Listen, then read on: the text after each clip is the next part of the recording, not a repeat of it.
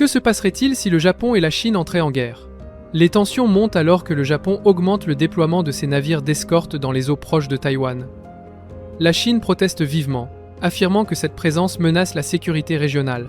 La situation finit par dégénérer lorsque la Chine lance une attaque contre une flotte japonaise pour donner un avertissement. La guerre éclate immédiatement.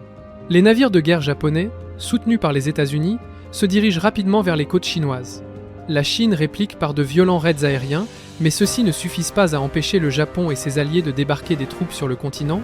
Peu après, des chasseurs et bombardiers américains mènent des frappes massives, ouvrant la voie à l'avancée des forces terrestres plus profondément en territoire chinois.